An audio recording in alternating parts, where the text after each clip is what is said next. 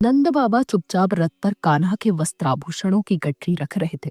दूर औसारे में मूर्ति की तरह शीश झुकाकर खड़ी यशोदा को देखकर कहा, दुखी क्यों हो यशोदा? दूसरे की वस्तु पर अपना क्या अधिकार? यशोदा ने शीश उठाकर देखा। उनकी आंखों में जल भर आया था। नंद निकट चले आए। यशोदा ने भारी स्वर में कहा, तो क्या कान्हा पर हमारा कोई अधिकार नहीं? 11 वर्षों तक हम असत्य से ही लिपट कर जीते रहे। नंद ने कहा, अधिकार क्यों नहीं? कन्हैया कहीं भी रहे, पर रहेगा तो हमारा लल्ला ही ना। पर उस पर हमसे ज्यादा देवकी वसुदेव का अधिकार है और उन्हें अभी कन्हैया की आवश्यकता भी है। यशोदा ने फिर कहा, तो क्या मेरे ममत्व का कोई मोल नहीं? नंद बाबा ने थके हुए स्वर में कहा, ममत्व का तो सचमुच कोई मोल नहीं होता यशोदा। पर देखो तो, कान्हा ने इन 11 वर्षों में हमें क्या नहीं दिया है। उम्र के उत्तरार्ध में जब हमने संतान की आशा छोड़ दी थी, तब वो हमारे आंगन में आया। तुम्हें नहीं लगता कि इन 11 वर्षों में हमने जैसा सुखी जीवन जिया है, वैसा कभी नहीं जी सकते थे? दूसरे की वस्तु से और कितनी आशा करती हूँ यशोदा? एक न एक दिन तो वह अपनी वस्तु मांगेगा ही ना। कान्हा को जाने दो यशोदा। यशोदा से अब खड़ा नहीं हुआ जा रहा था। वे धरती पर बैठ गई। कहा, आप मुझसे क्या त्यागने के लिए कह रहे हैं? यह आप नहीं समझ रहे। नंद बाबा की आंखें भी भीग गई थी। उन्होंने हारे हुए स्वर में कहा, तुम देवकी को क्या दे रही हो, वह मुझसे अधिक कौन समझ सकता है यशोदा?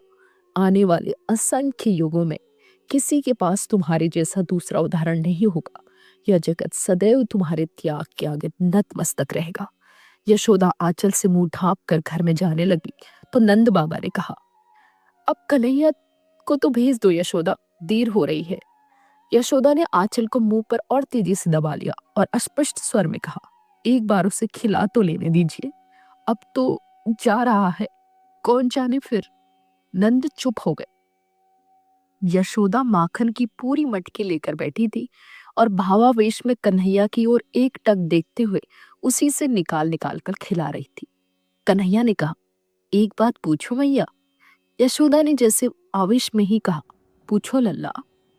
तुम तो रोज मुझे माखन खाने पर डांटती थी मैया, फिर आज अपने ही हाथों से क्यों खिला रही हो? यशोदा ने उत्तर देना चाहा, पर मुंह से स्वर न फूट सके। वह चुपचाप खिलाते रही। कान्हा ने पूछा, क्या सोच रही हो मैया? यशोदा ने अपने अश्रुओं को रोककर कहा, सोच रही हूं कि तुम चले जाओगे तो मेरी गैया कौन चराएगा। कान्हा ने कहा, तनिक मेरी सोचो मैया, वहां मुझे इस तरह माखन कौन खिलाएगा? मुझसे तो माखन छिन ही जाएगा ना मैया। यशोदा ने कान्हा को चूम कर कहा, नहीं लल्ला, वहां तुम्हें देवकी रोज माखन खिलाएगी।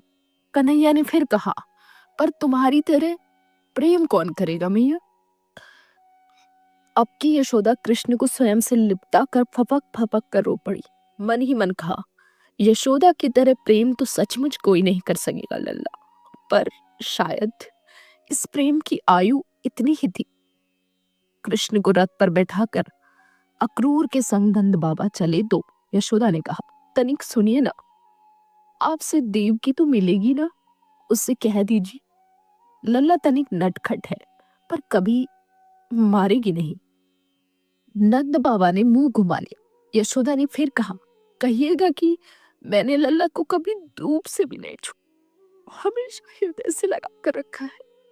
नंद बाबा ने रथ को हाँक दिया। यशोदा ने पीछे से कहा, कह दीजिएगा कि लल्ला को माखन प्रिय है, उसको ताजा माखन खिलाते रहे, बासी माखन में कीड़े पड़ जाते हैं। नंद बाबा की आंखें फिर भर रही थी। उन्होंने घोड़े को तेज किया। यशोदा ने तनिक तेज स्वर में फिर कहा, कहिएगा कि बड़े कौर उसके गले में अटक जाते हैं, उसे छोटे छोटे कौर ही खिलाएगी। नंद बाबा ने घोड़े को जोर से हाँक लगाई। रथ धूल उड़ाते हुए बढ़ चला। यशोदा वहीं जमीन पर बैठ गई और फपक फपक कर कहा, कृष्ण से कहिएगा कि मुझे स्मरण रखेगा। उधर रथ में बैठे कृष्ण ने मन ही मन कहा, तुम्हें यह जगत सदैव स्मरण रखेगा मैया। तुम्हारे बाद मेरे जीवन में जीवन बसता कहाँ है? लीलाएं तो ब्रज में ही छूट जाएंगी।